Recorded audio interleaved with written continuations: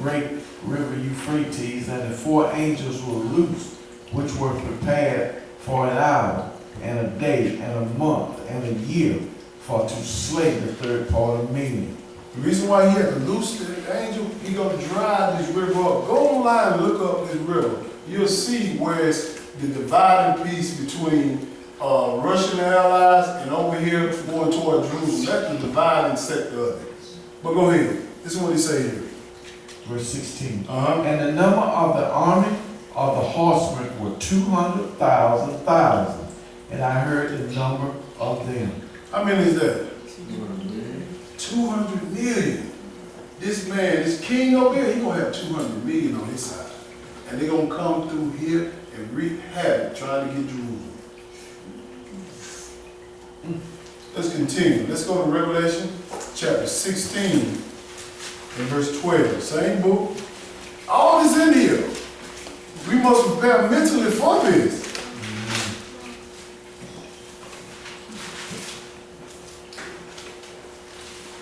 Where did this army come from? Revelation 16 and verse 12. This is what he say here about that river Euphrates. And that river still exists today. Still exists. Revelation 16 and verse 12. Go ahead. And the 6th angel poured out his vial upon the great river Euphrates, and the water thereof was dried up, that the way of the kings of the east might be prepared. So the 6th angel blew his horn, like we got the 7th trumpet. His job is to blow the horn so this river will dry up, so they can come across and wreak destruction upon this side of the earth. But they ain't gonna stop, so it's gonna be like a clash in between the two. Go ahead. And I saw 3 unclean spirits like frogs come out of the mouth of the dragon, and out of the mouth of the beast, and out of the mouth of the false prophet. When you talk about unclean spirit, you're talking about conversation. When you're dealing with spirits, when you're talking about spirit, it can be 3 different forms. Now, you can be God is a spirit, words are spirit, and the breath of life is spirit. So you got to make sure you understand what context you're using this in. He said in the mouth, meaning that they are talking about evil stuff that's going to happen. Satan is heading this up. He's telling them what to do. Go ahead. 14. For they are the spirits of devils working miracles, which go forth unto the kings of the earth and of the whole world, to gather them to the battle of that great day of God Almighty. This is what we get down to, the battle of that great day. You got to be careful about people performing miracles. Don't think because they perform a miracle, the devil got power too. He does miracles. That's right. I did a lesson before and said and told them your blessing might be a counterfeit. And people don't understand, just because you got something, God didn't always bless you with that. You deal with that on the streets today. When a man give a woman something, he wants something in return. There ain't no blessing.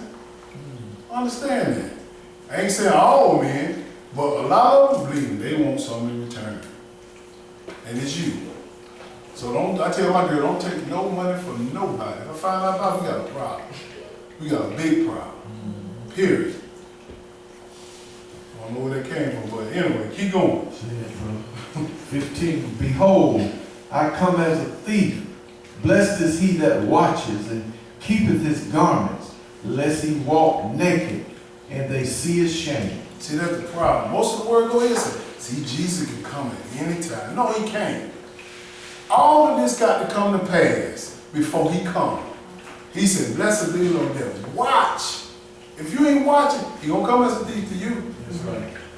We understand how this war is going to take place. We understand the different types of destruction that are going to hit this earth. When you understand that, you're not taken by surprise. But the ones not watching, oh, they're going to hit them like a steamroller.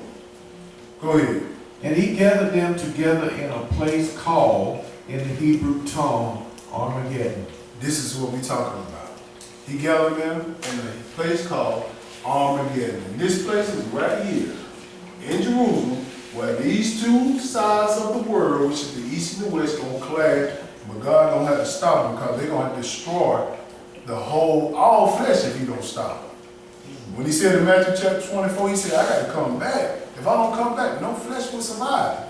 Because every country has a nuclear weapon now. Every country. You'll destroy everything. One of them, 2 or 3 of them pop one off.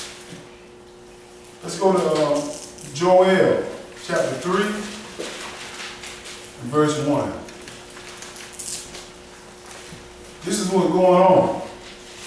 So you can be prepared mentally. I want y'all to say, well, that preacher said, no, that preacher read.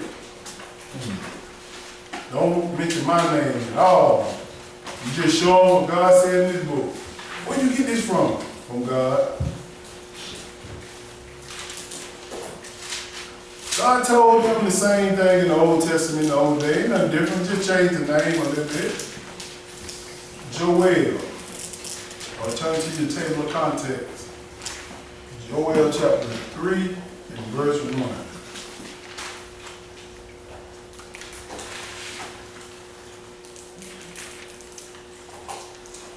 We understand it, y'all. Just trying to understand this war Armageddon. All of this stuff is going to take place. All of it. All this war, all this destruction is going to take place. Verse 1, go ahead. For behold, in those days and in that time, when I shall bring again the captivity of Judah and Jerusalem, yes, sir. I will also gather all nations and will bring them down into the valley of Jehoshaphat. This is what he's talking about, Jehoshaphat, that valley. Right here in Jerusalem. With that little pink spot there, he's going to bring all nations down to that to fight. Because he want to kill them all at one time. He ain't got time to be playing around. Go ahead. And will plead with them there for my people and for my heritage Israel. Yes, sir. Whom they have scattered among the nation and parted my land. So he pleading for us because no other nation in this whole hemisphere has been done like the black man and the black woman, which is Israel. No other nation have their kids sold to another family for money, for wine. As we're going to see right here. Go ahead. This is, if you don't understand your heritage of this book and understand who are your people, which is Israel, this won't make no sense to you. But keep coming. It'll make sense. Verse 3, go ahead. And they have cast lots for my people. Yes, sir. And have given a baby for an harlot. A boy. And sold a girl for wine. Yes, sir. He said, have given a boy for an harlot. It was a medium of exchange. I'm going to give you this so I can get me a hoe, in layman's terms. A prostitute, a boy. And also, he said, sold a girl for wine. They were selling the girls for wine. A medium of exchange. Who has that happened to? Our people. God said, I haven't forgotten none of that. He's going to deal with these people. Jump down to verse 7. You finished with that? Go ahead. Go ahead. Read it over again. Verse 3. And they have cast lots for my people and have given a boy for an harlot. And sold a girl for wine that they might drink. That's it. Jump down to verse 9. This is what God said, I'm going to make sure I deal with these people for hurting us. Even today on the street, they still doing the same thing. Ain't nothing new on the sun. They're killing our young men and young women on the street and saying it was a mistake. I felt threatened, so I shot him. You jump out the car, 2 seconds, you shoot a little boy down because he have a toy gun, they ask him nothing. A black man, this is what a black boy at 12 years old. Shot him down, 2 seconds, they counted from the car, 2 seconds. So automatically that man mind, he's gonna kill him anyway. And you see other people in other nations, they'll talk to him. Just calm down, what's the problem? Us? Make one wrong move, they're gonna shoot you. All you black men and young black women, you need to watch how you do things in this world. If an officer pull you over, put your hand outside the window. Don't move your hand till you get there. Then when he get there and say, let me see your license, you tell him, I'm going in my wallet to get my license. Don't make no fast movements. Because one police officer told this guy, he said, let me see your driver's license real straight. The black guy jumped back in the truck to get it real fast. He said, what you doing? And pulled the gun out of the shot. But he told him, let me see you drive like illustration. But this is what we're going through. And God said, I ain't left that, I didn't leave that undone. I'm going to handle that. I'm going to take care of them. Verse 9. Go ahead. Proclaim ye this among the Gentiles. Prepare war. Wake up the mighty men. Let all the men of war draw near. Let them come up. Beat your plowshares into swords, and your pruning hooks into spears. He said, prepare among the Gentiles, meaning that the so-called white people. Make sure you understand, prepare for war. It's going to go down. We're going to have a great war, which is the war Armageddon. Get ready for it. Get all your weapons, get everything ready. Go ahead. He said, beat your, verse 10 then. Beat your plowshares into swords, and your pruning hooks into spears. Let the weak say, I am strong. Yes, sir. He want to make sure if you weak, find you some weapons, because he want to destroy y'all all at one time. Go ahead. Assemble yourselves and come, all ye heathen, and gather yourselves together round about. There to cause thy mighty ones to come down, O Lord. Let the heathen be wakened and come up to the valley of Jehoshaphat. Yes, sir. For there will I sit to judge all the heathen round about. Yes, sir. This is very well. He's going to make sure everybody comes up to this place to be judged. Go ahead. Put ye in the sickle, for the harvest is ripe. Come, get you down, for the press is full, the fats overflow, for their wickedness is great. Now let's go see what this sickle is and this fats overflow. Let's go to Revelation 14 so you understand. It's not just talking about vegetation. And when he mentions sickle, that's like a sword. That's something, that's a weapon to kill. Revelation 14 verse 14.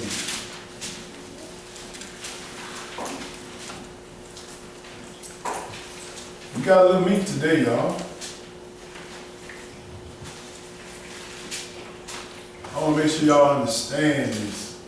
Write these scriptures down, go back and refresh your memory, read and study. Don't just close the Bible and say, oh, we done.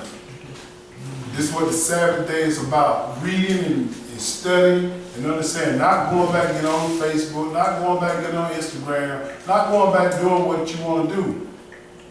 Because if you don't follow this and learn this, your mind is not going to have faith in this. You can fake it all day. But when somebody says, all right, we got to go. Wait a minute, man. Wait a minute, let me get my mama. Let me go pay my bill. I can't leave my car, my house.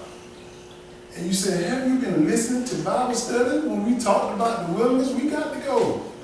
I ain't going to say it one time. I'm gone. He said, the ones on the housetop, don't get nothing, jump and run and try to get to the east. I ain't gonna say nothing but one time. We gotta go. That's it. You better be around. That's it. Revelation chapter 14, verse 14. Let's look at this sickle right here. What are you talking about? Go ahead, brother.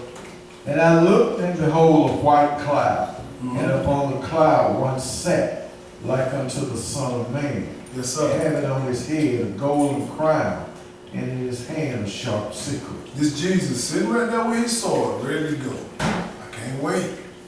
Itching. I can't wait. Go ahead. And another angel came out of the temple, crying with a loud voice to him that sat on the cloud, thrust in thy sickle and reap, for the time is come for thee to reap, for the harvest of the earth is ripe. Go ahead. And he that sat on the cloud thrust in his sickle on the earth, and the earth was reaped. Go ahead. And another angel came out of the temple which is in heaven, he also having a sharp sickle. And another angel came out from the altar, which had power of fire, cried with a loud cry to him that had the sharp sickle, saying, thrust in thy sharp sickle, gather the clusters of the vine of the earth, for her grapes are fully ripe. He's sticking a sword in the earth doing something with this sickle. And people don't think he cutting grapes down. Don't think he harvesting a harvest. No, he's killing people. Go ahead, he gonna tell you. And the angel thrust in his sickle into the earth, and gathered the vine of the earth and cast it into the great winepress of the wrath of God. And the winepress was trodden without the city, and blood came out of the winepress. Wait a minute now. He said the winepress was trodden in the city, without the city, and blood came out. Not wine juice or grape juice, blood. So this symbolic, telling you that the winepress, which is the world, he's going to thrust the sick in there and kill the ones that didn't make it. Kill the ones. This is going to happen. Go ahead. Okay. And the winepress was trodden without the city, and blood came out of the winepress, even unto the horses' bridles, by the space of 1,600 furlongs. He said, blood came out up to, you know how big a horse is? Right. How tall a horse? He said the blood gonna be able to be up to his brow, meaning his mouth. And he gonna reach this the space of 1,600 furlongs, which is 200 miles.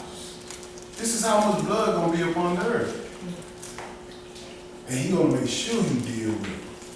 It's gonna be so many bodies. Let me show you that. Let's go to Revelations. This will be the last one.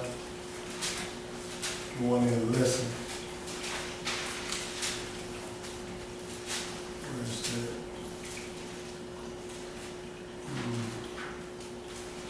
Where he called the birds to eat this stuff up. That's in 17, 18. 17, 18. Okay. Just want to show you this real quick. 19? Yeah, Revelation 19, and verse,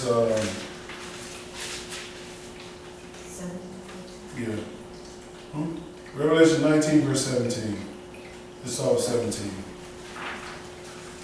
There's gonna be so much blood on the earth, and bodies, he ain't gonna be able to bear them all. Verse 17, go ahead.